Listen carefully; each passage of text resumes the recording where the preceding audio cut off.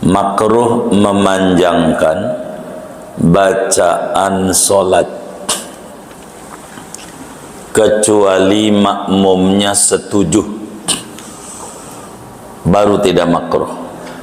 Sayyidina Mu'adz bin Jabal radhiyallahu ta'ala an ditegur oleh Nabi, ampe Nabi bilang, afattanun anta ya Mu'adz. Kalau bahasa kampung kita, lo mau bikin gara-gara mulu Mu'adz, begitu. Ada jamaah ngadu sama Nabi, Nabi saya kan kerja siangnya, itu Mu'adz kalau sholat suratnya panjang. Makruh kita jadi makmum bareng mulu sama imam pada gerakan sholat, ruku bareng, sujud bareng, apalagi ngeduluin. Kata dia nih abis kufuan ahad pasti ruku, emang juga begono, tapi kalau makmum mau di belakang, jangan bareng gerakan. Mana lagi makruh nih? Makruh kita sholat jadi makmum sendirian di belakang. Ini nih anggap udah penuh nih, maksud saya udah penuh tuh di belakang sendirian tuh komandan kita Pak Jiswadi tuh nggak dapat ganjaran 27 tuh, namanya baris sendirian di sop. Makruh sendiri tuh.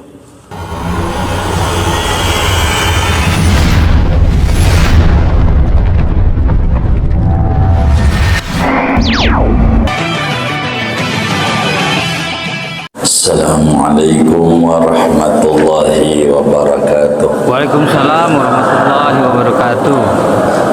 Bismillahirrahmanirrahim.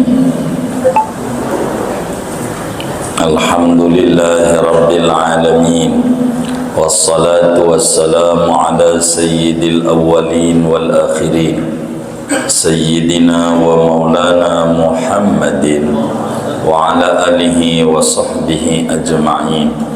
Allahumma inna nastahdika li arsyadi amrina wa zidna ilman yanfa'una. Qala al-imam al-muallif rahimahullahu ta'ala wa nafa'ana bihi wa bi barakati ulumih wa ghafara lahu wa li masyaikhihi wa li masyaikhina amin. Faslun, halaman 154 baris ke-5 dari bawah. Faslun, adapun ini yaitu satu fasal, yustahabbu, ini benar yang bawahnya, wa tukrahu imamatul fasiqi wal aqlafi, dan dimakruhkan menjadi imamnya orang yang fasik, wal aqlafi, dan orang yang kulub. Wa huwa alladhi lam yukhtan, yaitu orang yang belum dikhitan. Wal mubtadi'i, dan imam pelaku bid'ah. Wat tamtami, dan imam yang gagap tak. Wal fa'fa'i, dan imam yang gagap fa. Wal wa'wa'i, dan imam yang gagap waw. Wa man yalhanu bima la yughayyirul makna, dan orang yang tersalah ia dengan sesuatu yang tidak merubah akan arti. Wa kadza tukrahul jama'atu fi masjidin lahu imamun ratibun, dan seperti ini makruh, dimakruhkan berjamaah pada masjid yang ada bagi masjid itu imam yang tetap. Wa huwa ghairu matruqin wa lam ya'dhan lahu imamuhu, padahal dia yaitu tidak dimasuki dan tidak memberi izin baginya oleh imamnya, illa idza ghaba, kecuali apabila ghaib, tidak hadir oleh imam, wa khusyiya fautu fadilati awalil waqti, dan dikhawatirkan keluputan fadilah awal waktu, walam tuksha fitnatun, dan tidak ditakuti dikhawatiri terjadinya fitnah. Wallahu a'lamu bisshabi. Segini kita bedah. Saudara sekalian yang mulia, pagi ini kajian kita akan berbicara tentang makruh solat, kaitannya dengan solat berjamaah. Makruh solat berjamaah, artinya makruh menghilangkan ganjaran 27. Makruh itu bisa menghilangkan ganjaran 27. Solatnya tidak batal, akan tetapi ganjaran kurang. Singkatnya saudara, orang yang mau solat berjamaah perlu difahami, dalam solat berjamaah itu ada larangan-larangan yang sunat ditinggalkan dan diberikan ganjaran pahala orang yang meninggalkannya, tapi tidak disiksa bila mengerjakan, dan solat tidak menjadi batal. Ini makruh di dalam berjamaah ini banyak saudara, banyak sekali. Sebelum kita bedah pada materi kita, perlu difahami makruh solat berjamaah itu banyak. Banyak sahabat. Yang pertama, sebelum materi kita, makruh dalam solat tuh kalau jadi imam bacaannya panjang. Banyak terjadi ini sahabat. Makruh memanjangkan bacaan solat, kecuali makmumnya setuju, baru tidak makruh. Rakaat 1 baca surat Al-Baqarah sampai kelar 3 juz, ini makruh walaupun kita hafal Quran. Jangan, kalau ngimamin jangan panjang.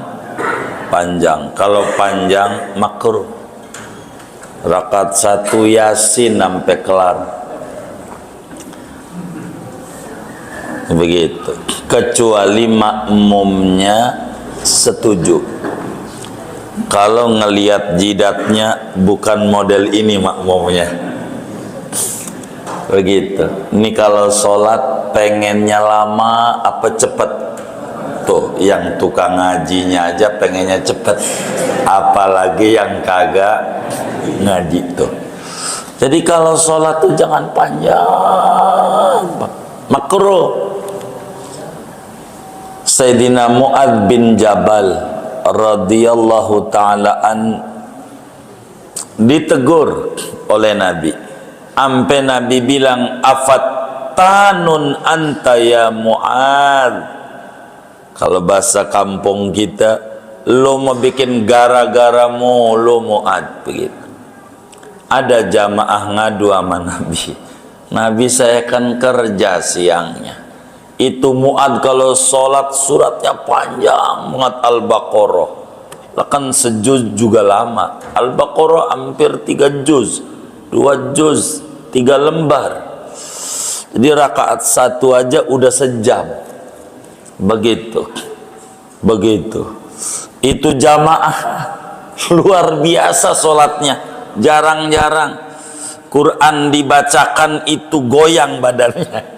Ini bukannya gemeter karena khusyuk, nggak kuat diri. Begitu. Ngadu sama Nabi. Jangan Mu'ad, kalau ngimamin yang cepet. Jangan panjang. Kalau sholat sendiri monggo aja. Kayak Sayyidina Utsman, kalau sholatnya sendirian sequran serakaatnya.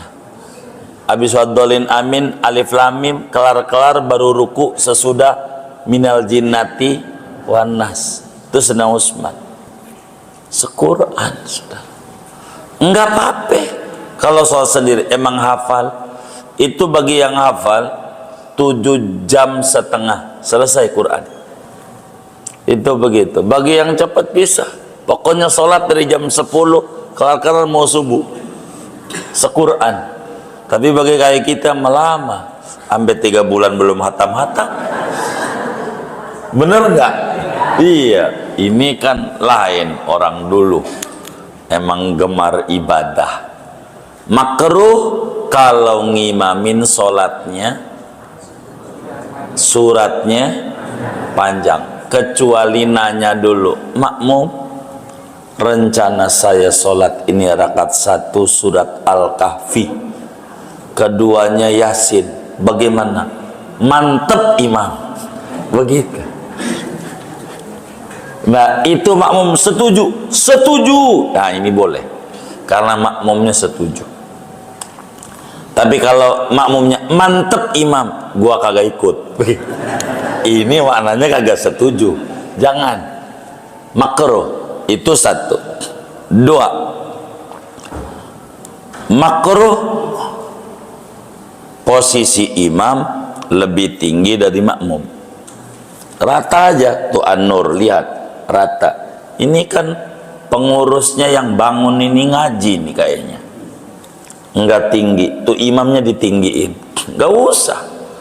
Sholat sama. Jangan tinggi. Enggak usah sholat. Posisinya sama aja. Setara. Begitu, setara. Kudus sama. Imam sama makmum tuh kudus sama, begitu. Itu baru pas. Makanya ada pemimpin nggak mau, suruh tinggal. Ngapain? Loh, gua suruh tinggal di hutan. Begitu kata pemimpin. Orang rakyatnya ada di kota, masa gua di hutan? Kagak mau. Dia entar aja dah, udah di sini aja. Begitu. Karena kudus sejajar, imam ama makmum. 3. Makruh kita jadi makmum bareng mulu sama imam pada gerakan sholat. Ini juga sering terjadi sahabat. Ruku bareng, sujud bareng, apalagi ngeduluin. Kata dia nih abis kufuan ahad pasti ruku. Emang juga begono. Tapi kalau makmum mau di belakang, jangan bareng gerakan. Mana lagi makruh nih? Makruh kita sholat jadi makmum sendirian di belakang. Makruh. Laki-laki sendirian di belakang makruh. Enggak dapat 27. Contoh, minta 2 orang aja. Saya pengennya praktek. Di belakang satu imam tuh. Satu makmum belakangnya, iya, di belakangnya. Nah, iya, belakang namanya. Ini makruh, kagak dapat 27 nih makmum nih, kagak. Gitu. Karena sendiri di belakang makruh. Kalau laki-laki. Begitu juga di sebelah kiri. Coba sebelah kiri. Terus majuan. Nah, ini juga enggak dapat 27. Gitu. Aturannya kalau sendiri sebelah kanan, iya, baru dapat 27. Tuh begitu. Makruh kalau di belakang dan makruh kalau sebelah kiri. Bila sendiri. Baik. Sudah. Boleh duduk. Saya pengennya contoh biar puas. Semoga ganjarannya besar. nih yang nyontohin nih. Mana lagi makruh berjamaah? Keberapa tuh ya? 5, 4, oh keempat, oh kelima, satu makruh apa yang pertama? Manjangin bacaan tanpa persetujuan makmum. Kalau makmumnya setuju, boleh, makmumnya setuju. Orang Arab tuh suratnya panjang, kadang di Mekah tuh makmumnya setuju. Gua kagak, lu jangan ke situ, lu kan orang tajur gitu. 2, tinggian posisi imam dari makmum, sejajarin. Ini tinggian tuh begini nih, biar tak paham makruh, kecuali darurat. Imamnya di bawah, makmumnya di atas, makruh begitu. Kecuali udah penuh, lain cerita. Imamnya di atas lantai 2, makmumnya di bawah, makruh, enggak sejajar dengan imam yang di bawah tuh. Karena ada masjid yang lantai 2, makmumnya di bawah, makruh. Kecuali udah penuh baru bawah, atau kecuali uzur, kakinya udah kotek-kotek, masjidnya tinggi. Allah Maha tahu yang kayak begitu. Emang ada yang kakinya kotek-kotek? Ada yang kayak begitu. Tuh makruh yang kayak begitu. Kalau darurat enggak, jangan ditanya kalau darurat. Kan gua kan nggak bisa begitu. Mana lagi ya? Makruh membarengi imam pada gerakan sholat. 3, 4, laki-laki jadi makmum sendiri, posisinya di sebelah belakang atau di kiri imam, itu juga makruh.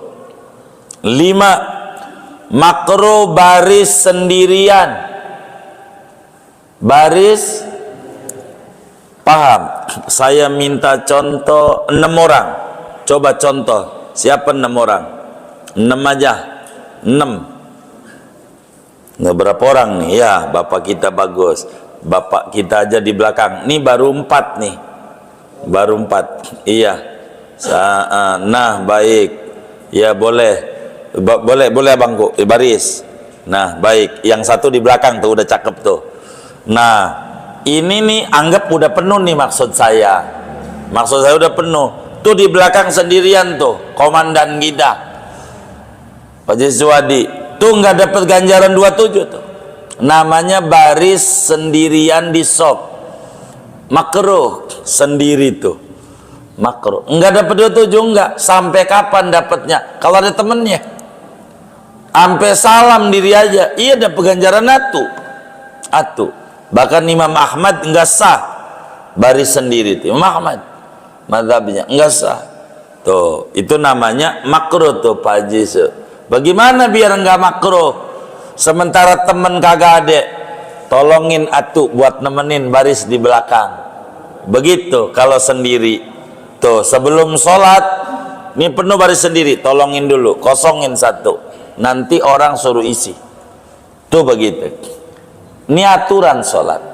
Paham nggak? Boleh duduk. Jazakumullah khairan jazak.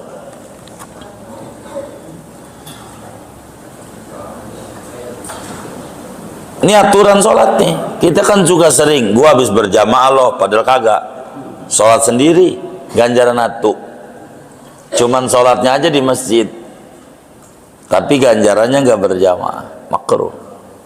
Yang keenam, makruh membuat sop sebelum penuh sop yang depannya, makruh. Nggak dapat 27. Itu udah biasa tuh orang di masjid.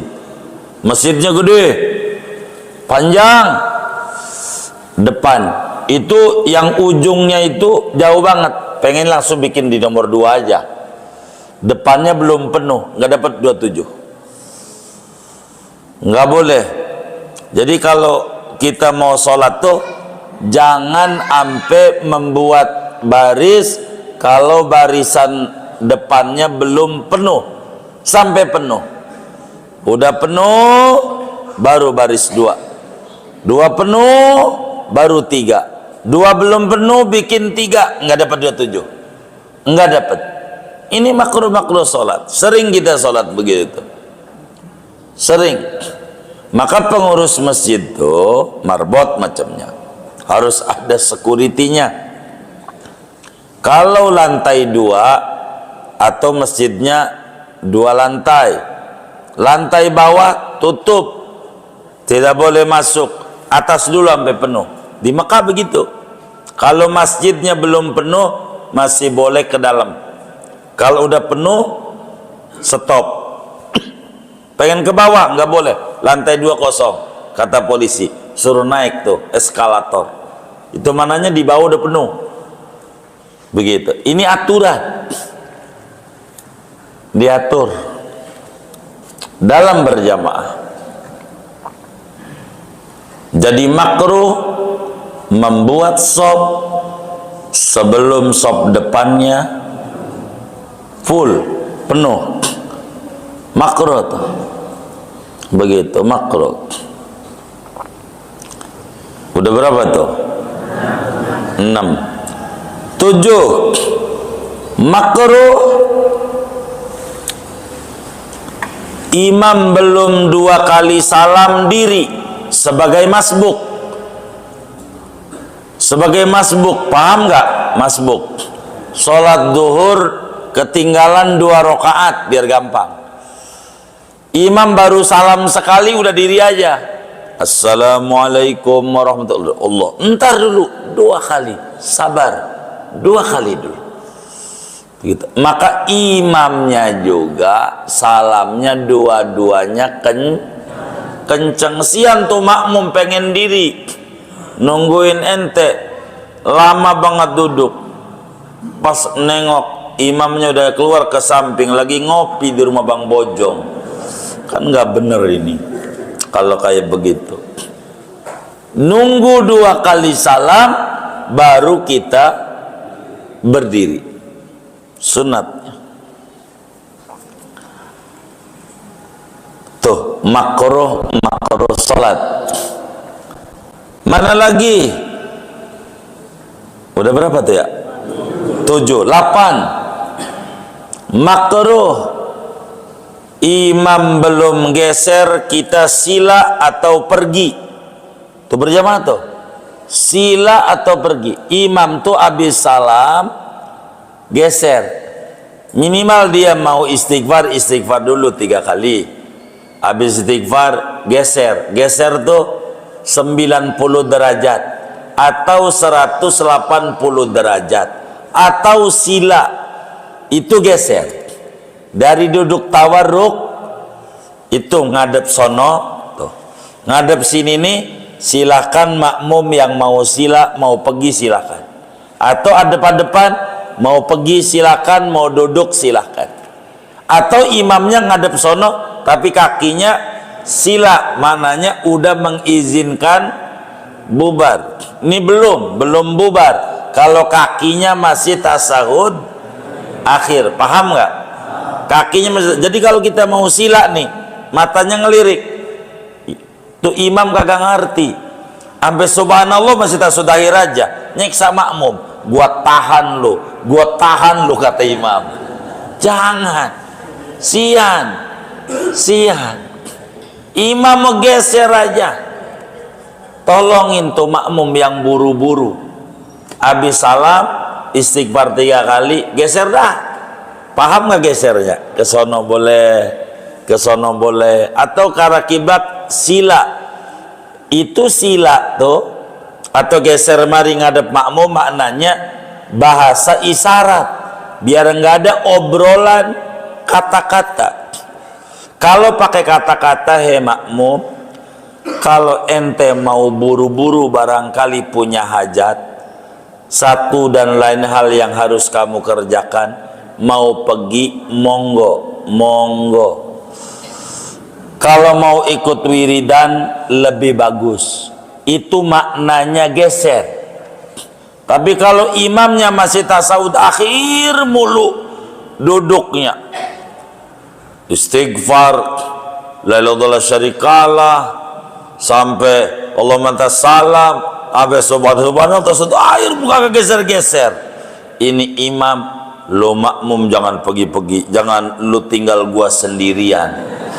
Ini kejam namanya, kejam. Jadi kasih kesempatan, kita jadi imam terus paham. 90 derajat silahkan, 180 derajat ngadep makmum dah, silahkan habis salam. Atau kalau pengen ngadep kiblat juga, duduknya sila. Tuh imam tuh, makmum makruh. Maka yang membuat makruh makmum imam bakal dikorting. Ini kejam nih, jangan. Ini dalam bab sholat berjamaah harus paham. Kemudian inilah materi kita keberapa ya? 9. Wa tukrahu imamatul fasik. Kata kitab kita ke-9 makruh. Ini terkait imam nih makruhnya, bukan terkait makmum. Imam makruh orang yang fasik jadi imam, tapi sholatnya sah.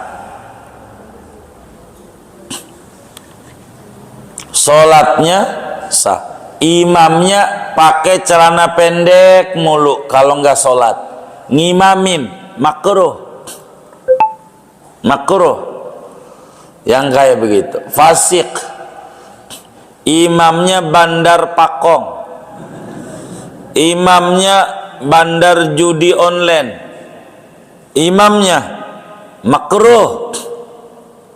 Orang fasik tuh orang tukang berbuat dosa besar atau terus menerus mengekali dosa kecil, jadi imamnya makruh. Tapi sah, sebab Nabi Yuna Muhammad sallallahu alaihi wasallam dalam hadis riwayat Imam Abu Dawud dari Sayyidina Abu Hurairah radhiyallahu ta'ala an, kata beliau, qala Rasulullah sallallahu alaihi wasallam, as-salatul maktubatu wajibatun khalfa kulli muslim barran kana au fajiran wa in amilal kabair.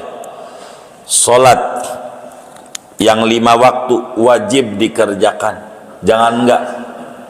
Berjamaah bagus, di belakang tiap-tiap muslim, sama aja muslim yang benar maupun muslim yang kurang benar.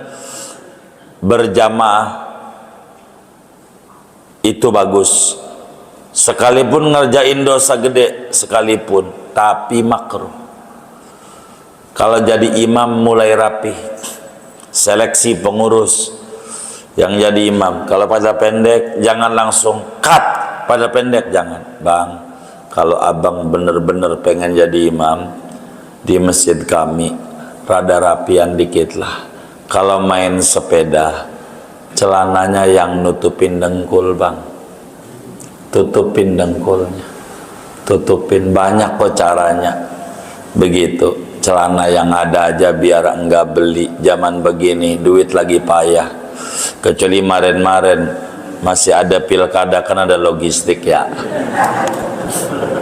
Saya curiga sama yang nyengir-nyengirin ini, kayaknya dapat nih begitu. Jadi potong aja celananya tuh, yang ada dipot 3/4 begitu. 3/4 namanya istilahnya ya. Iya kayak gitu tuh, kayak gitu bisa dah. Itu mau teknis lah begitu. Boleh imam bang begitu. Jadi kita harus paham imamnya. Kalau fasik makruh. Kenapa makruh? Rasulullah sallallahu alaihi wa alihi wa sahbihi wasallam bersabda, a'immatukum syufa'aukum fanduru mimman tastashfi'un.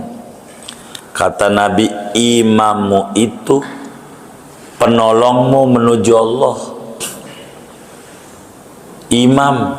Imam sholat yang nulungin kita diterimanya sama Allah. Karena itu perhatiin betul siapa yang kau jadikan penolong. Jangan asal-asalan. Yang imamin sholat tuh yang rada rapihan. Yang rada rapihan. Bukan kerjaannya, barangkali ada yang kerjaannya dia kuli panggul, bukan itu.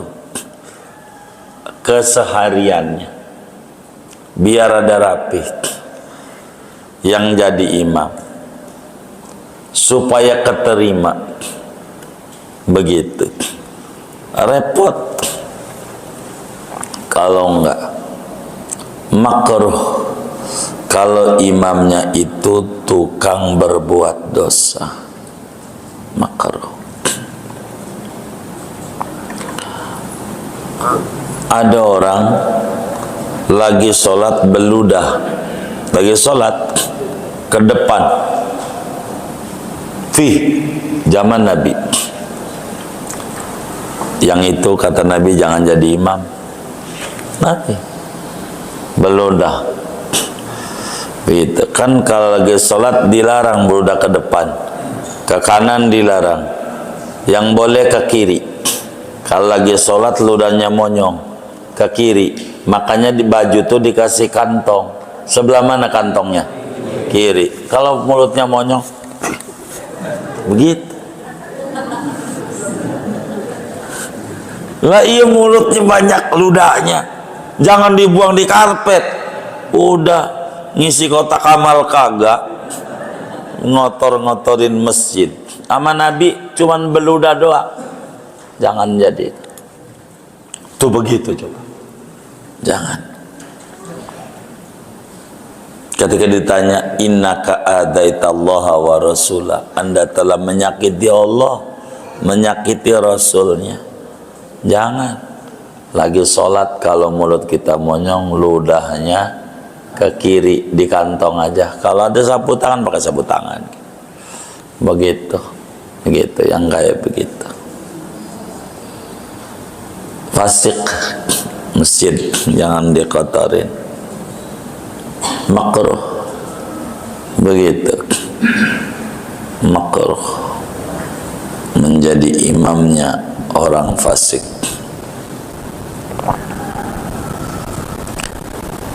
Udah berapa tuh ya? 10. Ini terkait imam.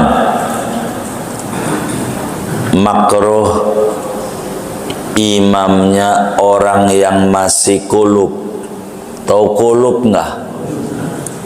Belum sunat. Takut dia ceboknya luarnya doang, padahal dalamnya masih ada najisnya. Masih ada najisnya. Mau dia orang balig ataukah dia anak-anak, muslim tuh wajib khitan. Kalau nyunat anak laki gitu, upayakan jangan lewat dari umur 7 tahun. Udah mentok. Nabi nyunat cucunya Sayyidina Hasan Husain umur 8 hari. 8 hari. Itu mulai waktu sunat. Kapan kita mulai nyunat anak? Paling cepat umur berapa? 8 hari. Bahasa kitab umur seminggu tanpa menghitung hari lahir. Itu sama 8 hari. Hari lahir hari ini, jangan dihitung, besok mulai ngitungnya. Seminggunya umur 8 hari. Begitu. Kalau saudara mau nulisnya umur 7 hari, dikasih keterangan tanpa menghitung hari lahir. Umur 8 hari. Orang Sunda tuh yang kerjain begitu, Cianjur gitu. Masih temuin kita. Kalau nyunat anak masih bayi, itu enak. Kalau masih bayi enggak perlu dipegangin. Bener enggak? Perlu dipegangin enggak? Lah kagak. Enggak khawatir tengkurap enggak? Kagak, bro, 8 hari. Begitu gitu. Kira-kira dimakan di patok ayam nggak? Kagak.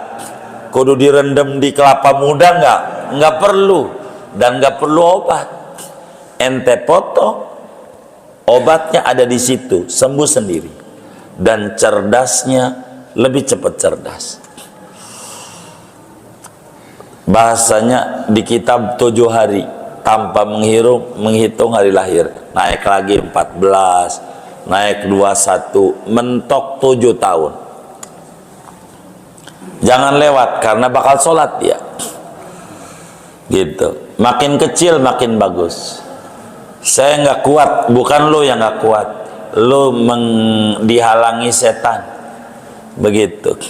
Anak hitan aja, hitan, karena ini kaitan sholat itu. Ya Allah, sampai SMA belum sunnah. Waktu mau dipotong sama dokter ngelawan, pakai bangun dia begitu. Nggak bener ini udah, ya udah, jangan itu. Pokoknya mentok umur berapa? 7 tahun. Jangan tuh sampai SMP baru sunat. Jangan. Kecil, masih kecil bagus. Makin gede tuh makin banyak yang ngeracunin. Berat lo sunat tuh, jadi agak berani. Begitu. Saudara bikin sunatan massal, ada adabnya. Ini biar gampang. Sunatan massal ditaruh di masjid sini. Semua bocahnya yang mau sunat dikasih film, suruh nonton aja. Film yang sampai detik ini enggak tahu bapaknya siapa, Ipin Upin. Ini tahu nggak siapa bapaknya Ipin Upin? Saya nggak tahu sampai sekarang. Gitu. Kakaknya tahu, Kak Ros saya. Begitu. Iya. Oh, neneknya tahu, iya. Begitu. Bapak ibunya suruh nonton film apa ke dia, animasi ke, Teletubbies ke, biarin dia nonton. Tapi yang disunat dijauhin, jangan dikurung. Biar gampang, rumahnya Bang Bojong no. Begitu sunatnya, sunat situ tuh. Jadi dia nangis nggak kedengeran. Aduh, nggak kedengeran. Dia mau ketawa-ketawa aja orang nonton film. Habis nangis, pindahin. Jadi nggak tahu nih.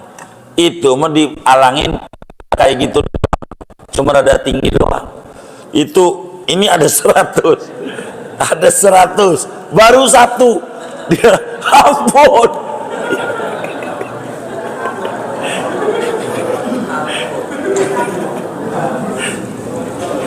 Ini yang 99 kabur gitu. Ini namanya enggak ngerti, bikin khitanan massal, gagal akhirnya begitu, karena dia salah. Jangan. Makin gede makin takut, makin gede itu begitu. Jadi banyak racun di otaknya orang terapin. Masih kecil dia nggak tahu, nurut aja gitu. Dan itu bagus di otaknya, di perkembangan bayinya. Begitu bagus, itu kayak begitu. Orang yang kulub makruh jadi imamnya. Kenapa? Khawatir ada najis, karena kulub ini wajib dibuang, kulub wajib. Kalau perempuan dicutik aja cengger jagonya. Tahu cengger jago? Kalau dia ada cengger jagonya, itu yang dibuang, menstabilkan emosi perempuan. Tapi kalau kemudian enggak ada terlahirnya, ya udah enggak hitan. Kalau ada, itunya yang dibuang. Itu menjadikan perempuan cerdas, stabil, begitu, stabil, kayak begitu. emosinya. Makanya sianan orang diomelin mulu sama bininya, ini kurang stabil nih. Kan ada laki yang diomelin mulu sama bininya ya. Saya curiga sama yang nyengir-nyengir nih. Begitu. Kenapa Pak Irul? Iya begitu. Makruh imamnya qulub. Imamnya qulub makruh karena khawatir ada najis. Begitu. Kok bisa imam qulub baru masuk Islam? Contohnya kan bisa. Penyebabnya apa aja? Masih qulub. Sunat ini wajib khitan kita. Jangan nggak hitan, bahaya. Hitan aja, penting Islam. Mana lagi? Wal mubtadi', imamnya pelaku bid'ah. Apa itu bid'ah? Bid'ah pada agama. Bid'ah ini macam-macam. Yang dimaksud bid'ah ini bid'ah pada agama. Nyelak sahabat, makruh. Begitu. Imamnya pembegal nasab, Habib dikata bukan Habib, makruh. Begitu. Mencela sahabat, apalagi mencela anak cucu Nabi. Nabi punya pembantu namanya Sayyidatuna Barirah, pembantunya Nabi. Rambutnya pakai kerudung kelihatan, biar gampang aja kayak kita pici gitu, kelihatan dikit, kurang rapi, pakai kerudungnya itu Barirah namanya. Jadi rada kelihatan depannya ini dikit. Dibilang, Barirah, biar ente pembantu Nabi kagak bisa nolongin ente kalau ente rambut nih kelihatan nih dikit, yang rapi. Nabi nggak bisa ngasih syafaat sama ente. Begitu. Dialaporin nih sama Barirah sama Habibuna Muhammad sallallahu alaihi wasallam. Dilaporin. Nabi katanya nggak bisa ngasih syafaat saya begini, ada yang ngomelin. Nabi mukanya merah, nampak raut marah, sampai Sayyidina Jabir bin Abdillah kaget. Nabi, ada siapa yang mengganggumu? Demi bapak dan ibuku, semua bunuh dia mengganggumu. Nabi diam aja, narik surban. Duhur kala itu, duhur, ke masjid, naik mimbar. Sampai Nabi nanya, sejarahnya panjang tuh, siapa aku ini, gitu Nabi. Sampai pada akhirnya, jangan sakiti aku, kata Nabi. Jangan bilang aku nggak bisa memberikan syafaat sama orang timbang rambut kelihatan doang. Begitu. Syafaati li ahlil kabair min umati, orang yang dosanya besar dari umatku aja, itu aku bisa memberi syafaat. Jangan. Itu begitu. Jadi mencela sahabat ini nih, kan kita suka baca terjebak sama Syiah, nyela Sayyidina Yazid bin Muawiyah, ini yang memenggal palanya Imam Husain. Yazid ini terjebak namanya sama pemikiran Syiah. Begitu. Kita nggak ke sana-sana. Kita jangan mencela sahabat, itu bidah. Sahabat Nabi itu orang baik semuanya. Nabi bilang begitu, ashabi udulun, sahabatku tuh orang benar semua. Nabi, nggak ada yang nggak benar. Sahabatnya Rasulullah semuanya orang baik, nggak ada yang nggak baik.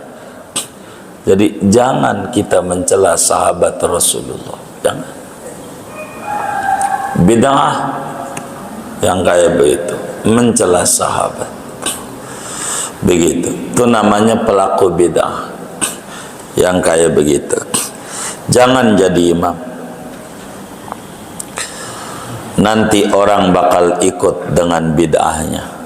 Jangan yang kayak begitu. Mana lagi yang makruh? Keberapa ya? 12. Watamtami, makruh bila imamnya gagap huruf ta. Tahu gagap huruf ta? Tapi ajis gagap. Itu mau enggak film doang. Ini nih yang kayak gini nih. Walaupun benar bacanya tabat yada abil, begitu makruh yang kayak begitu tuh, makruh begitu. Begitu juga huruf fa-nya itu begitu makruh.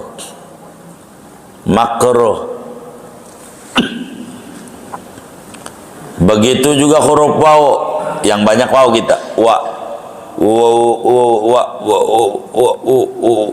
begitu. Itu makruh. Yang gagap dah makruh. Yang gagap makruh. Makruh doang. Sah sholatnya karena huruf yang bakal dibaca bener, double dia hurufnya. Wow, kan wawnya banyak jadinya. Begitu. Wawnya banyak jadinya. Wal asri, wawnya banyak tuh. Ini nih makruh. Apa aja dah yang kayak begitu makruh. Namanya kurang rapi bacaannya, kurang rapi.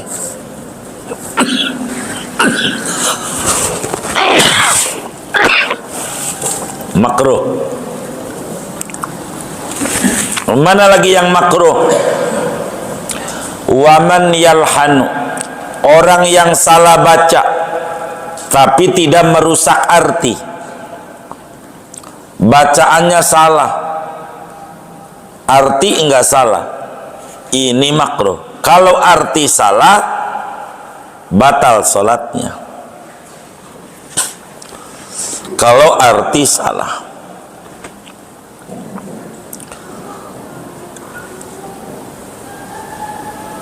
Kalau bacanya enggak bener, contoh kul a'uju, dia tanya udah johor belum? Johor, kata dia masih Singapura, gitu, belum nyebrang, johor, begitu. Zuhur, zo, bukan jim, dia johor, dia baca a'uju bila a'uju. Ini jangan jadi imam, ini mah yang kayak begini. Belajar dulu biar rapi, repot. Tapi kalau cuman gagap, hurufnya bener cuman pengulang-ulangan huruf banyak, wal asrin, ini nih kelamaan makmum aja dengarnya pegel banget nungguin dia kayak begitu, pegel banget. Ini nih makruh, begitu makruh. Mana lagi makruh? Imam yang tidak disukai jamaah, jamaahnya gak mau imamnya dia, makruh. Tapi enggak suka nih bukan faktor pribadi, faktor agama. Mentang-mentang maren bagi sembako nggak kebagian, gua gedek sama dia, gitu. Ini namanya pribadi, tidak ada urusan. Kalau pribadi kagak ada yang lolos jadi imam. Kalau pribadi, ini faktor agama. Kayak contoh fasik, jangan dah dia kerjaannya ngadu ayam mulu. Yang bener lu kalau agak percaya ini. Nah dia ngotot banget biar gua ngadu ayam, gua orang sini, gua harus ngimamin. gua kan ustad, begitu kata di ustad gitu. Gitu. Enggak bisa, makruh. Kata Nabi, salah satun la tujawiju salatuhum adhanahum. Ada 3 orang, solatnya enggak ngelewatin kuping, apalagi ke langit. Kuping aja kagak, enggak nyampe ke langit, kagak diterima. Satu di antaranya imamu qaumin wahum lahu karihun, imam di masyarakatnya ogah karena dia nggak benar. Jangan, nggak benar, ini acak-acakan nantinya. Mana lagi al-abdul abik, seorang budak yang kabur dari majikan. Mana lagi seorang bini yang lakinya marah, yang lakinya murka, dia kabur dari rumah, nggak bilang sama lakinya. Dia ngimamin tuh perempuan. Jangan imam kayak begitu, suruh pulang dulu, minta maaf sama lakinya, kayak begitu. Makruh. Imam yang tidak disukai oleh masyarakat, makruh. Bahaya nanti, bahaya. Tentu alasannya agama, bukan alasannya pribadi. Kalau pribadi nggak diterima, pribadi.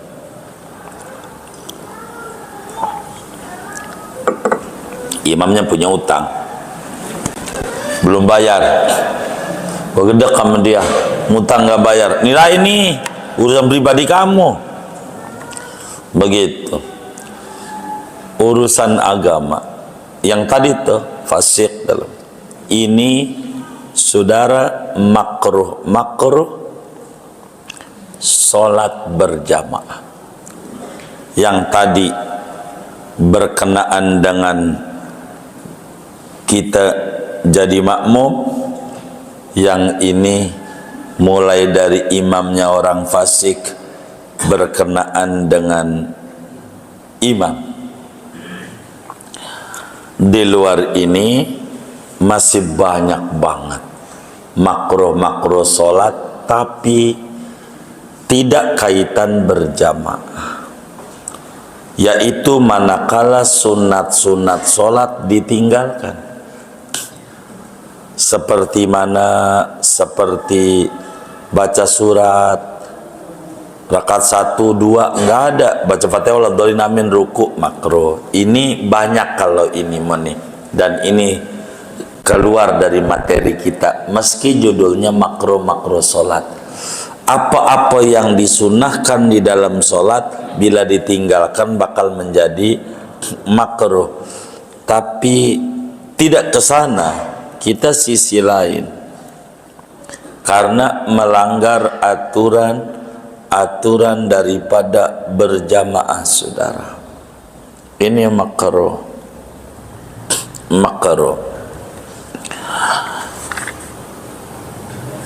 Terus terakhir, makruh juga ngimamin sementara imamnya terjadwal. Contoh, hari ini imamnya si A, namanya imam rotib.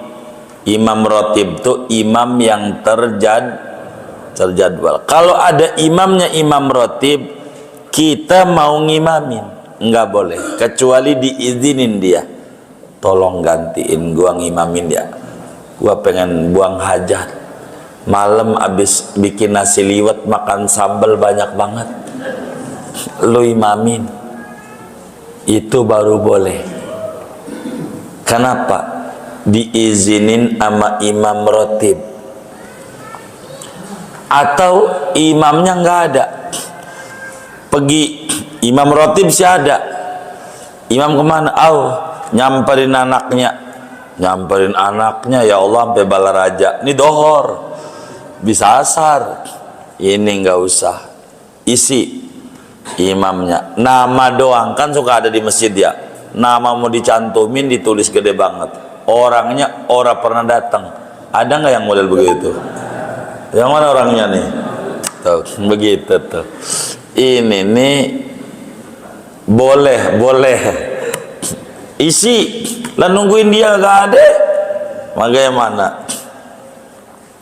Itu makna wa kadza tukrahul jamaah fi masjidin lahu imamun ratib wa ghairu matruk wa lam ya'dzan lahu imamuhu illa idza ghaba wa khusiya fautu fadilati awalil waqti wa lam tukhsha fitnatun. Kenapa makruh? Karena dia yang berhak ngimamin. Kayak kita jadi tamu nih, namu di rumah orang, jangan ngimamin, tuan rumah supaya jadi imam. Tuan rumah jadi imam, tuan rumah. Itu begitu. Kalau kita suruh ngimamin, Anda yang lebih berhak, tapi saya serahkan hak anak kepada Anda aja imam, baru boleh. Kayak begitu.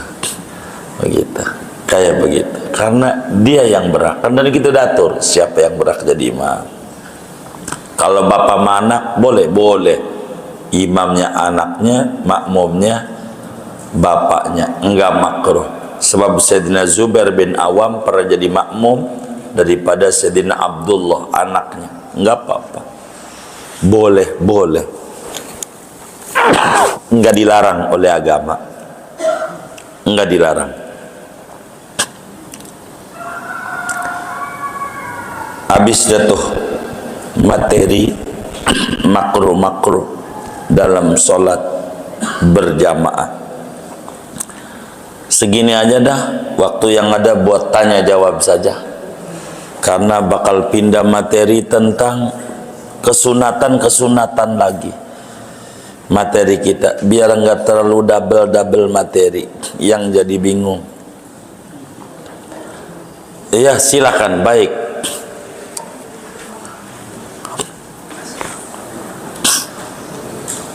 Assalamualaikum warahmatullahi wabarakatuh. Waalaikumsalam.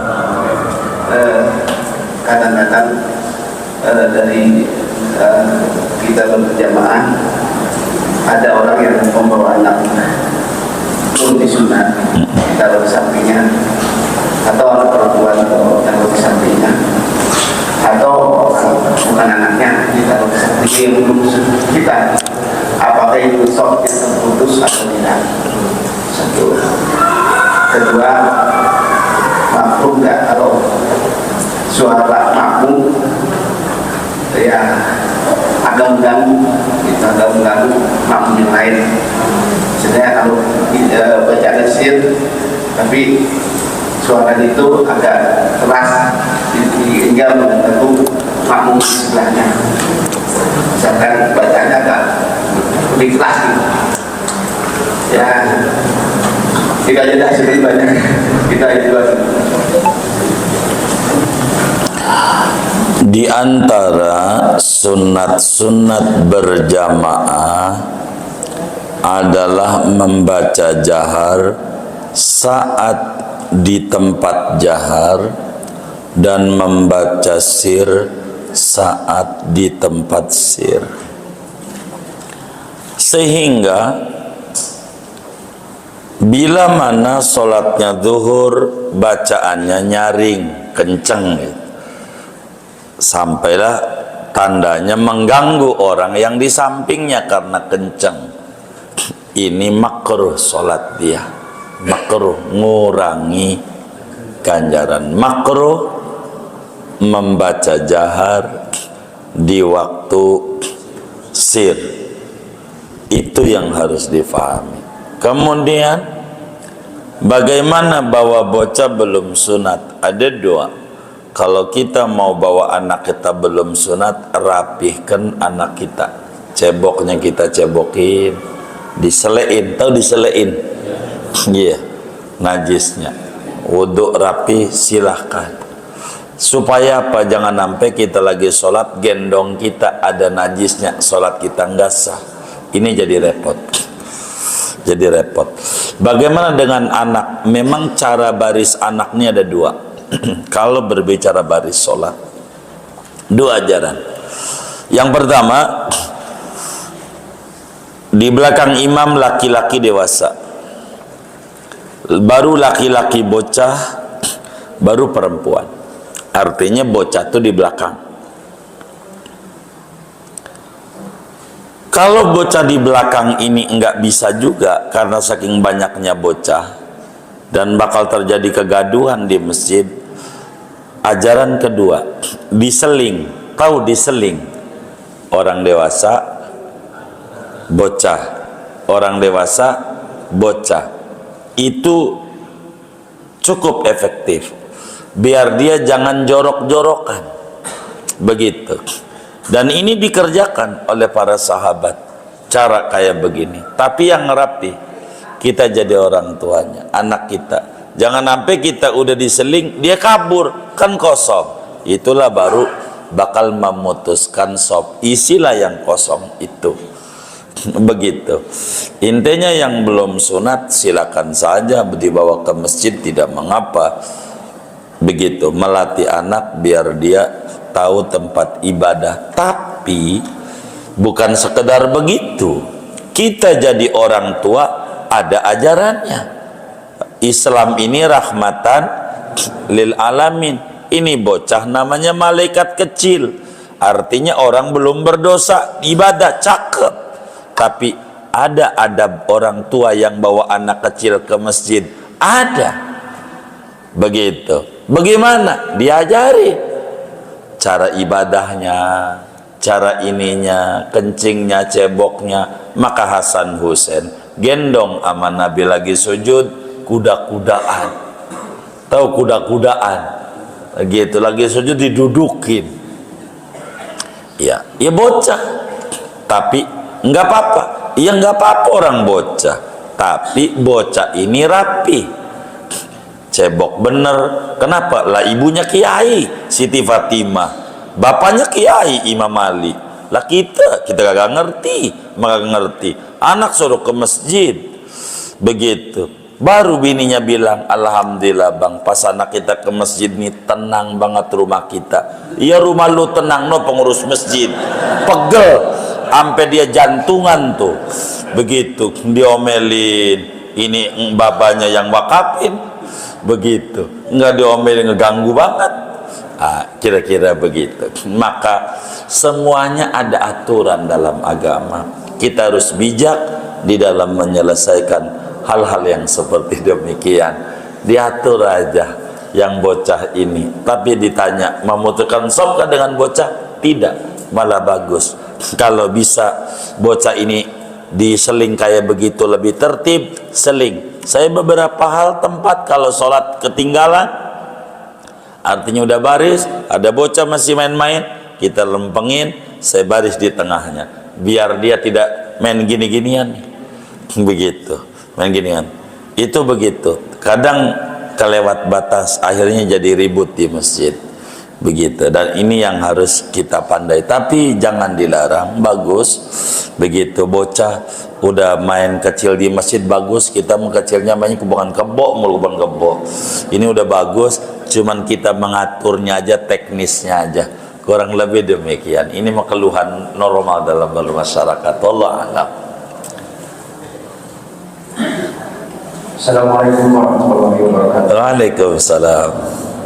Begini, jadi apabila kita bermakmum pada imam yang al-fatihahnya itu ummi, sementara di dalam hati kita itu timbul keraguan untuk mengikutinya, kemudian apakah yang sebaiknya kita lakukan? Apakah kita tetap bermakmum pada imam yang demikian dengan keraguan kita, kemudian kita melakukan sholat iadah untuk mengulangnya, atau kita tetap mengikuti imam tersebut dengan tidak mengikut imam, tetap dalam satu barisan satu saf tapi tidak berada ikut imam?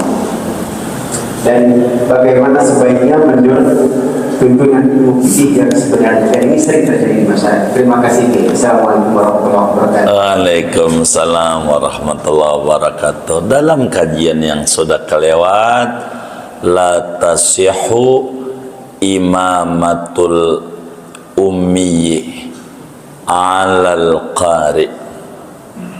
Dalam kitab yang lain, la qudwatu qari'in bi ummiyin. Tidak sah bermakmumnya orang yang bisa baca Fatihah kepada orang imam yang Fatihahnya acak-acakan. Bagaimana kalau ada keraguan-raguan? Apa yang harus dilakukan? Setidaknya kita nanya sama teman kita yang ahli. Kira-kira menurut Bapak, tuh orang tuh masih ditolerir nggak? Ditolerir itu apa nih ya? Dimaafin nggak? Gitu sah. Oh masih. Itu menghilangkan keraguannya ke sana. Tapi kata kita ini mau cuman salah masalahnya bacanya. Cuman ngeri kalau ditegur galakan dia. Begitu. Ini bikin puyeng. Mana gua pendatang, dia kan orang situ, ntar ngamuk. Mana gua ngontrak sama dia lagi. Ini macam-macam dah yang muncul ya kan? Gitu namanya di masyarakat. Bagaimana ini? Kalau nyata imamnya itu rusak bacaannya dan ngotot jadi imam, apa yang harus dilakukan oleh kita? Yang harus dilakukan enggak ikut. Kalau enggak ikut nanti timbul fitnah. Itulah yang dijawab dalam pertanyaannya. Kalau begitu ikut aja, habis itu ada. Emang apa ya orang sholat pertama enggak sah? Begitu. Bagaimana kalau sholat sendiri aja di situ? Ini repot. Ada orang kayak begini nih modelnya. Saya tegur, ujungnya marah juga. Artinya dengan bahasa halus ditegur ini bukan negur, orang nanya kita jawab, kesinggung juga ujungnya. Jadi ada orang sholatnya nggak mau ikut imam, barisannya di depan, sholatnya sendiri di depan tuh di sop awal gitu, di sop awal. Padahal kagak ngikut imam sholatnya karena dia nggak suka tuh sama imam, sholat sendiri. Kita bilang kalau sholat sendiri belakang, kata dia sop pertama lebih tinggi. Itu kalau berjamaah apa? Bapak kan kagak. Mananya yang lebih tinggi? Kagak. Begitu. Itu kalau bapak berjamaah baru tinggi. Orang sholat sendiri. Kalau kita sholat sendiri boleh saja, tapi harus memahami ritme. Nih, ritme. Kalau kita mau sholat sendiri ngikut di barisan, ritme tuh bagaimana? Begini. Contoh, kalau kita enggak bakal bahaya. Rakaat ketiga atau rakaat pertama sama aja, ketiga lah. Kan rakaat ketiga baca Fatihah doang, enggak baca surat. Lah Fatihah kita udah kelar. Imam belum. Padahal kita enggak makmum. Diri aja. Ini diri ngapa ini diri kita? Padahal abis waladolin amin kudunya ruku. Ini namanya orang menipu. Dia diri katanya kagak ngikut, tapi ngapa dia diri aja, ruku aja. Kalau gua ruku ketahuan kalau kagak ikut. Gitu tuh. Maka kalau memang muncul keraguan seperti itu, sebaiknya tindakan kita bertanya kepada yang kita pandang ahli di daerah itu, ini bagaimana bacaan orang ini, masih dimaklumikah? Masih. Oh baik, kita ikut. Kalau memang kata kita karena kita qori, ngerti daripada bacaan ini enggak benar, maka kita sebetulnya ambil alih jadi imam. Kita jangan orang yang tidak ngerti nyupir dibiarin. Ini bisa penumpang semuanya nyemplung juga ke jurang. Dan ini yang tadi di dalam aturan bermasyarakat di masjid ada DKM. Inilah menyeleksi yang kaya-kaya begini agar supaya tidak muncul keraguan-raguan. Boleh saja seperti ikut lalu kita mengulang, silahkan. Mau kita sholat di situ, silahkan saja asal mengerti ritmenya. Begitu. Tapi yang paling bagus berjamaah saja dengan temannya. Kan tentu kita juga punya teman, bang kurang rapi tuh. Iya sih kurang rapi, kata kita juga. Kalau begitu nanti kita berjamaah-jamaah dia, kan begitu, bisa diatur. Dan inilah pentingnya. Dan bagaimana kita jadi pengurus enak, nyari guru Quran, tes yang bakal jadi imam tuh bareng-bareng, ayo baca Fatihah, maju satu-satu dengan bahasa yang sangat halus. Ini caranya, dan ini cara yang paling efektif ngetes orang. Ini umpama, ini banyak. Iya, kita ada kiai nih, ada kiai, kita ngambil berkah ilmunya nih kiai, baca Fatihah, maju satu-satu. Padahal tuh kiai udah dibisikin, tolong dicatat kiai barisan-barisan ini, barisan aja nama kan kiai kagak tahu nih, begitu. Maju dah orang, nyetor Fatihah. Tuh kiai tandain, sini nanti kasih sama pengurus, yang ini merah, yang ini kuning, ini hijau. Nah tinggal pengurus mengolahnya. Yang ini dijadikan bagian ini aja, jangan masuk pada peribadatan, dikelola dengan baik sehingga enggak maju jadi imam.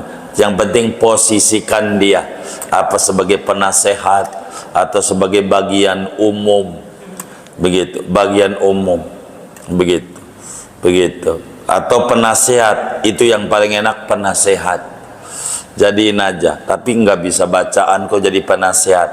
Jadi entar kalau dia marah, kok lu kagak nanya, belum butuh nasihat bang. Kan kagak nanya kita, juga penasehat gitu, kita belum butuh lah. Gua nama doang, emang juga begitu maksud gua, tapi kagak didongengin begitu maksud guanya, termarah lagi. Tuh begitu, ini nih namanya cara. Jadi bagus, terima kasih pertanyaannya. Dua-duanya bisa. Yang penting kalau kita mau sholat sendiri, begitu, sholat sendiri, ritme ini nih harus paham. Jangan sampai seperti tasawuf awal, kan Allahumma sholli ala Muhammad selesai, langsung diri. Lah kita udah kelar duluan. Tuh orang imam tuh belum. Kita duduk aja, batal sholatnya nantinya. Bakal jadi ribet. Karena kita duduk pada bukan tempat duduk ini. Kita kudu diri. Tapi kan imam. Lah, itu yang lain emang makmum. Kita kagak. Terus kita ngapa nih dulu? Bengong, mengerjakan di luar sholat. Ini bengongnya. Ini yang bakal mengganggu. Pandai-pandailah mengaturnya kalau mau cara yang kayak begitu. Kita harus paham. Kalau bisa yang rada ngerti ini, angkat dia untuk menjadi imam, begitu. Dan ini rada repotnya kita jadi pengurus tuh, repot emang. Ambil seksi peribadatan, kasih Quran buat ngetes aja, begitu. Ngetes ini bukan untuk mengecek kekurangan orang, untuk ngerapihin bermasyarakat, bukan mencari kekurangan, tapi bagaimana cara bermasyarakat ini yang rapi. Jangan sampai jadi ribut mulu, jadi ribut. Begitu. Ada orang bukan giliran imam udah main selonong aja, ada juga yang kayak begitu. Selonong aja di depan, udah di depan aja. Lu mau jadi imam, gak geser-geser dia di situ aja. Itu sih namanya pura-pura, namanya itu. Yang kayak begitu, maka atur saja begitu. Kalau bisa, kalau memang imamnya nyata-nyata salah betul begitu, maka diusulkan sama DKM untuk kemudian ada perbaikan imam. Kalau memang nyata-nyata salah, itu cara yang paling tepat untuk merapihkannya. Kurang lebih demikian. Allah alam. Baik. Assalamualaikum warahmatullahi wabarakatuh. Waalaikumsalam. Ketika kita sholat ketinggalan dan begitu masuk masjid sudah satu saf sudah selesai, sudah penuh, tinggal kita sendiri. Kita berdiri, kemudian di belakang imam, kemudian kita akan milih orang yang akan kita colek. Setelah kita colek, orang itu nggak mau mundur. Kita maksudnya mungkin nggak ngerti gitu ya. Nah, terus apakah status sholat kita masih ikut jamaah apa enggak? Terima kasih. Kalau ikut jamaah, tetap ikut jamaah. Ini kan berbicara dapatkah ganjaran 27 begitu. Kalau jamaah walaupun kita di belakang shop juga sendirian, sholatnya mah tetap sah, cuman kagak dapat 27 begitu. Itu begitu. Jadi harus dibedakan antara sah sholat, antara fadilah berjamaah. Kalau kita barisnya sendirian, maka kita tidak dapat fadilah berjamaah. Adapun sholatnya tetap sah adanya, sah adanya. Bagaimana dengan kita colek nggak ngerti? Inilah menjadi kendala. Makanya semuanya harus ngaji. Ketika dia nggak ngerti, bagaimana? Dia diem aja. Uzur, Allah Maha Tahu dah. Moga ganjaran itu tidak hilang lantaran kita udah minta tolong, teman kita nggak ngerti, dicolek gitu, nggak ngerti. Ini menjadi kendala kalau kayak begini nih. Emang begitu, sama aja yang tadi sholat tuh, makmumnya pengen ngamalin 2 kali salam imam baru diri lah, imamnya salamnya 1 doang yang kenceng, kan bermasalah juga. Assalamualaikum warahmatullah, kan makmum nungguin. Nah inilah muanya kudu ngaji, kurang lebih demikian. Allah alam. Iya baik. Assalamualaikum warahmatullahi wabarakatuh. Waalaikumsalam. Mohon penjelasannya Pak Kiai tentang keabsahan sholat kita kalau kita nih misalkan sakit di rumah sakit, kemudian dokter melakukan tindakan sehingga dia menampung najis kita Pak Kiai ada di kantong. Nah itu bagaimana supaya kita itu bisa melaksanakan sholatnya dengan sah? Mohon penjelasannya Pak Kiai. Wassalamualaikum warahmatullahi wabarakatuh. Waalaikumsalam warahmatullahi wabarakatuh. Yang kayak begini namanya disebut daimul hadas, orang yang berhadas terus menerus begitu. Karena kencingnya udah dol, dibikin dol begitu, kateter dia. Ini bagaimana yang kayak begini sholatnya sah? Maka pertama dia wudhunya masuk waktu. Jadi kalau belum dohor jangan wudhu, kalau belum asar jangan wudhu untuk sholat asar gitu, kalau belum maghrib jangan wudhu. Kalau yang ada kateter bersihin dulu kalau ada najisnya, kalau memungkinkan. Kalau enggak, pokoknya wudhunya sesudah masuk waktu. Kalau sesudah masuk waktu begitu. Kalau ininya udah, kalau memang ininya memungkinkan untuk dibuka, diganti begitu, dibersihin sehingga yang masuk lagi sesudah wudhu dalam sholat itu kemudian kencingnya jalan terus, itu bisa dimaklumi. Kalau kemudian tidak memungkinkan, wudhu masuk waktu. Kalau dia nggak bisa wudhu, diwudhuin aja manaknya begitu. Kalau wudhu juga nggak boleh, tayamum lah, ada ajarannya. Tayamum juga tidak memungkinkan ruangan AC. Ini namanya sholat menghormati waktu. Intinya masih bisa wudhu, wudhu. Selesai wudhu langsung sholat sambil duduk, biar ada begitu, enggak apa-apa, biar ada begitu. Tapi wudhunya sesudah masuk waktu. Nanti mau asar wudhu lagi, ibarat tadi dohor. Mau maghrib wudhu lagi, mau isya wudhu lagi. Ini namanya disebut daimul hadas, yang kayak begini. Maka silakan, bagus pertanyaan, sesuatu yang memungkinkan kita bakal bisa mengalami bila keadaan kita sakit. Itu kayak gitu. Kalau tidak mungkin, sholat aja sebisa dia. Karena kita memang nggak mungkin, udah sholat aja sambil tiduran, walaupun nggak menghadap kiblat. Sholat cuman kita niatin kalau udah sembuh diulang nih, karena ini sholat hanya menghormati waktu. Begitu kita wudhu nggak bisa, mau tayamum nggak bisa, namanya faqidut tohuren, orang yang ketiadaan 2 alat bersuci. Yang kayak begini wajib sholat sebisa dia, namun wajib mengulang bila sudah normal. Tapi bila tidak normal, artinya tidak normal malah meninggal belum rapi, Allah Maha tahu, diampuni bagi dia. Kurang lebih demikian. Allah alam. Baik.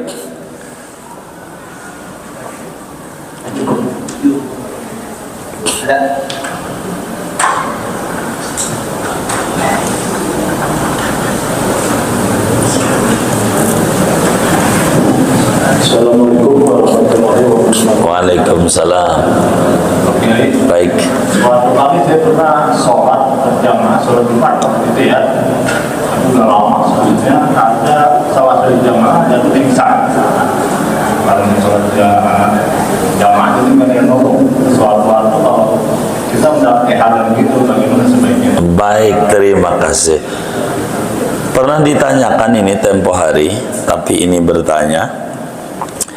Jadi bagaimana kita lagi sholat ada yang pingsan atau meninggal atau apa saja, mau Jumat mau bukan Jumat sholatnya, maka abangku yang mulia batalin sholat kita, tolongin dia, gotong, jangan biarin aja dia, gue lagi sholat ini, tetap lo juga mikirin dia, hatinya kemana-mana. Ntar kalau mati bagaimana nih ya, jangan dituduh gue lagi sholat lagi mikirin kemana-mana. Batalin sholatnya, gotong dia. Bagaimana ini Jumat masalahnya, biar Jumat nggak apa-apa. Bagaimana ini dibawa ke rumah sakit sampai nggak keburu dohor juga jadi asar, nggak dosa. Nyelamatin ini orang lebih didahulukan oleh agama. Andai Jumat kayak tadi, akhirnya kita nggak sholat Jumat, kalau masih masuk waktu, anggap di tengah 3 gitu masih dohor, sholat dohor, adaan, dosa enggak. Nah ini namanya muslim yang ngerti. Yang diem aja ini dia berdosa, berdosa. Sholat andai kodok masih bisa, tapi ini kalau nyawa nggak tertolong, nah, kita bermasalah. Tolongin dia. Cakep pertanyaannya. Kalau ada yang pingsan, batalin sholat kita, tolongin dia,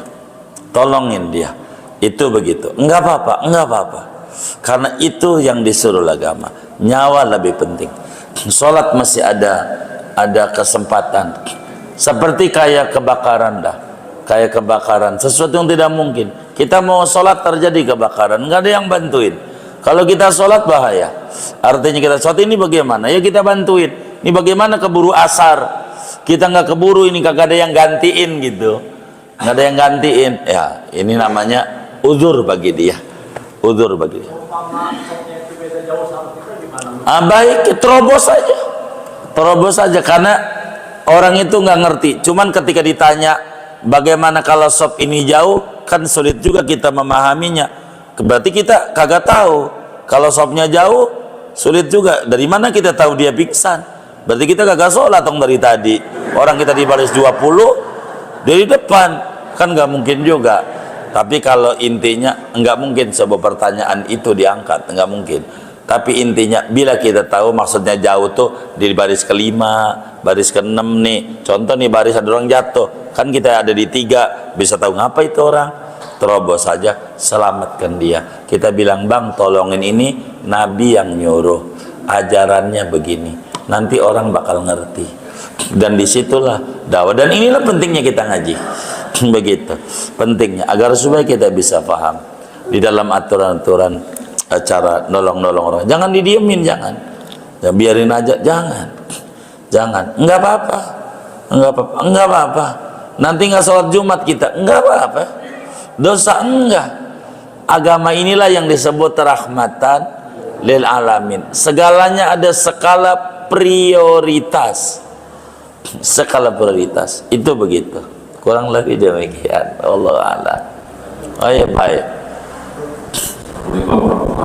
Waalaikumsalam. Saya mau pertanyaan dulu terkait dengan sholat jamaah satu ruangan utama ya.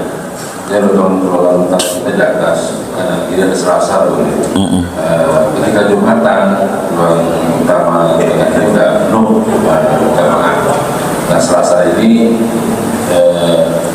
misalkan ada bocah-bocah, orang-orang balik nggak ada. Itu gimana?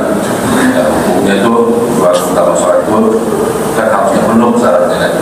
Terus yang kedua terkait misalkan saya jadi imam terus baca tahiyat itu karena kita pakai mikrofon maka kencang masuk ke speaker sehingga mengganggu jamaah yang lain, atau mungkin makmum juga yang jadi makmum bacaan lain-lain itu kencang mengganggu kita di sampingnya gitu. Itu gimana? Terima kasih. Assalamualaikum warahmatullahi wabarakatuh. Waalaikumsalam. Yang kedua ini pertanyaan yang tadi begitu, sama aja, dia yang ditanyain posisinya lagi makmum bacanya kenceng di sampingnya, ini yang ditanya posisinya lagi jadi imam bacanya kenceng juga. Sama kalau bila kenceng itu menjadi makruh adanya. Memang menjadi terkendala begini, orang nih nggak bisa memahami terkait dengan rukun fi'li, rukun qalbi, dan rukun qauli. Rukun sholat yang diucapin 5 takbiratul ihram, baca fatihah, baca at-tahiyatul begitu, baca sholawat dan baca salam. Dibaca tuh bukan dikencengin, kedengaran oleh kuping sendiri begitu. Kalau bacaan tuh kecuali ada yang bab suruh jahar baru kedengaran kuping orang lain. Ini seperti itu. Oleh karena itu, bagaimana ini bacaan ini, maka makruh kalau bacaannya intonasinya kenceng sampai kedengeran orang lain, padahal tempatnya sir, tempatnya pelan, itu makruh. Lalu bagaimana biar bocah masuk dalam hitungan yang tadi ditanya, bagaimana sop ini bocah masuk dalam hitungan sop. Jadi sehingga andai bocah semua nggak apa-apa, termasuk bocah baris di sop pertama boleh saja, bila mana yang dewasanya telat ke masjidnya. Bocah udah penuh, jangan didorong suruh ke belakang. Itu masalah yang dewasa, ngapa nggak dari awal?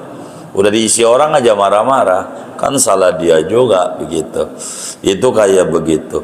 Maka ini yang harus diketahui. Kalau bocah tuh sudah baris, biarkan itu hak dia, jangan kita rombak. Tapi kalau belum sholat, masih penataan, bocah suruh di belakang. Kalau di penataan begitu, di belakang begitu bocah, maka bocah di mana aja bakal jadi masalah. Sampai dalam bernegara, kalau pimpinan tuh masih bocah, bermasalah. Jangan dicatat, direkam lagi. Tuh begitu, emang begitu. Maka maklumi aja kalau mau ngapa-ngapain nama juga bocah. Begitu. Wallahu a'lam. Udah ya? Iya baik, kita baca Fatihah.